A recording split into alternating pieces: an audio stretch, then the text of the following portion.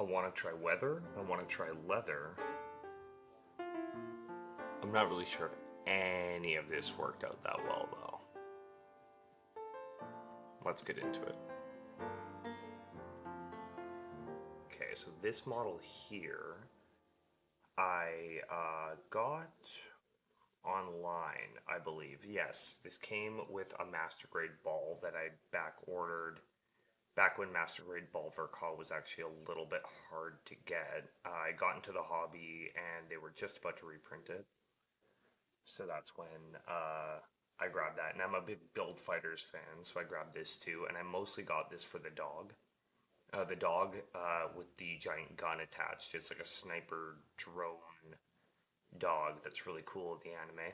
And unfortunately, I didn't mess with the kit too much. The dog didn't really have great joints, so I used those parts for different things. But ultimately, a really interesting kit. This is basically just the HGUC Gym Sniper, but it has these little fanny packs, ammo packs, and holsters for pistols, as well as I think the knife here might be new. I lost the knife that goes in here, or actually no, I know where it is, but it's not painted. I said I'd go back and paint it eventually. That's the first mistake. Never do that. So I wanted to do a super weathered greenish gym, kind of bring it into realistic UC, try some realistic model building. This is absolutely not that. I've kind of gotten there with some of my more recent builds, but this is absolutely not realism in any capacity. So why is that? There's this talk about weathering in scale, making sure your effects are at scale, making sure that that the the damage that you do is proportional to the size of the model. Now that's saying that if there's a scratch on the hand here, uh, what caused that? Now you know what is something that's big enough to cause a scratch that big? And this would be one of those cases where I started with an idea and I took it too far and kept going just to see what it would look like. And it, you know, didn't work out. This is probably my least favorite paint job ever, or up there. Yeah, I was painting this when I was actually essentially squatting in my ex's apartment with no income because she left me there with the kids. So that was fun. That's the memory attached to this model. Nothing too happy, but I was trying some different techniques here. There's a YouTuber, I'll edit it in here, I'll voice over it, but he was doing a thing where he was weathering a kit by scratching into the actual paint, by actually weathering, by actually scratching the paint. So I figured that's what I would do here. And I tried it. I used this pair of tweezers that I use for water slides, sticker application. The tip is getting bent here. I've abused these a bit, but I should probably just go to a dollar store and grab makeup tweezers or something of the like.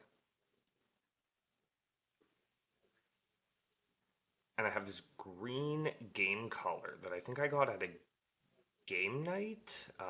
It's store in Winnipeg that sells Games Workshop stuff and some other modeling stuff. So this is a water-based acrylic, obviously, dark green, but insanely glossy. And I mean, you can see here, this is not top coated. This is just a very glossy green, especially on the shield. This shows up.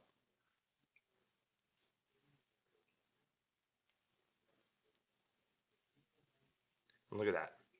I really suspect that this is for maybe foliage, maybe goblin skin, because yeah, it almost works like a speed paint, I feel, where it's so brushstrokey, and that might just be the inherent gloss of it.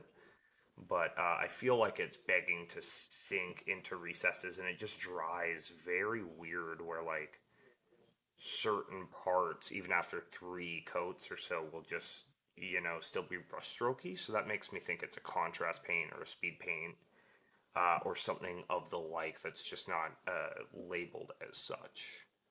But like I said, it could be the inherent gloss of the paint.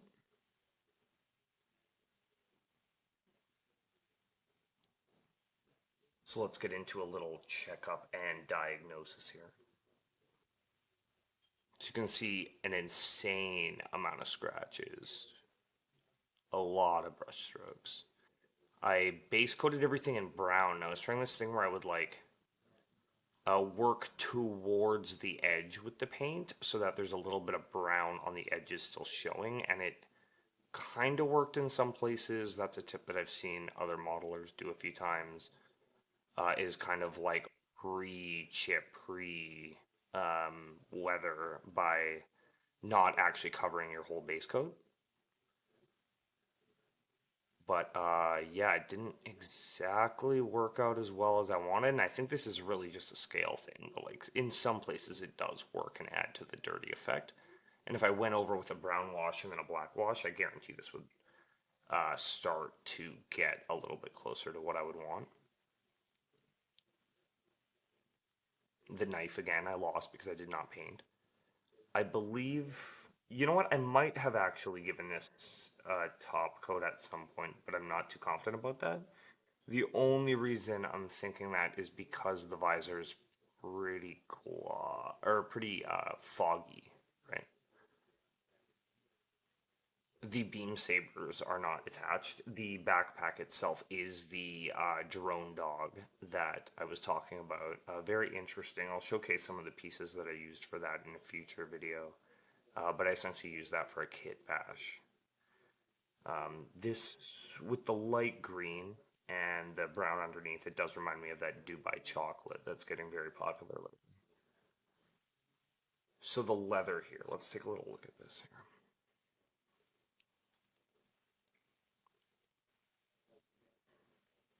So what I did here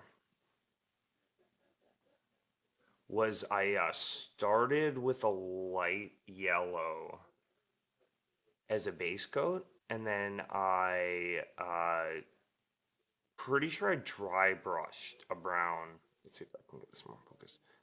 Dry brushed a brown over it, and then tried edge highlighting with like with a white or a tan, and then I think I brown washed it at the end or black washed it.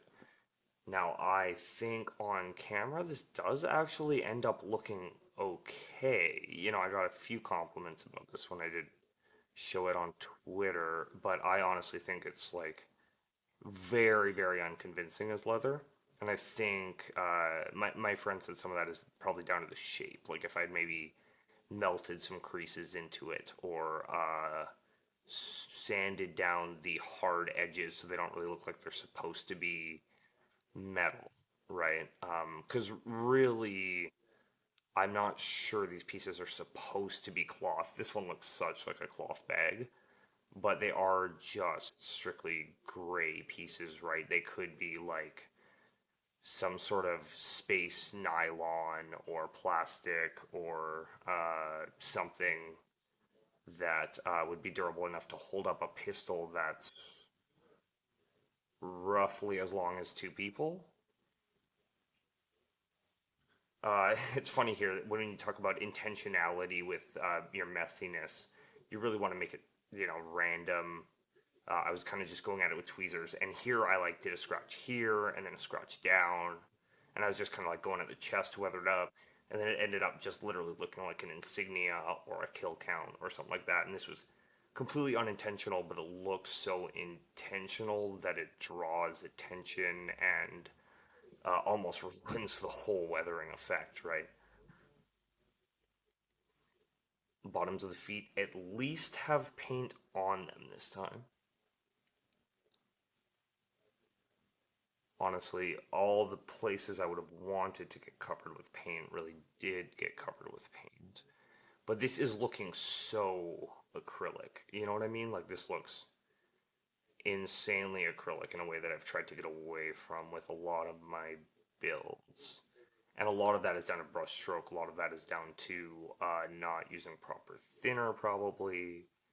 And a huge amount of that is just down to experience or, bad brushes as well. This is before I got into a really good routine of cleaning my brushes. I would basically just get new brushes all the time, toss old ones or use old ones for weathering. I don't usually actually toss my brushes. The brushes usually just get stolen by my kids and thrown around if they're not important ones.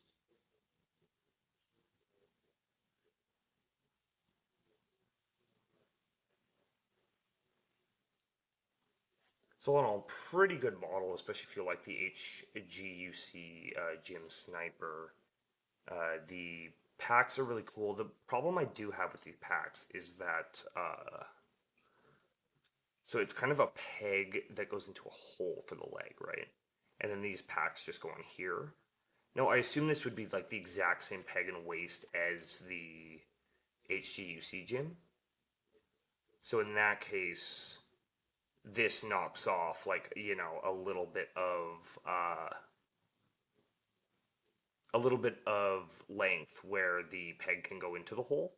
And I think it might inadvertently make this like a little bit taller than the normal gym sniper, but I could be totally wrong about that.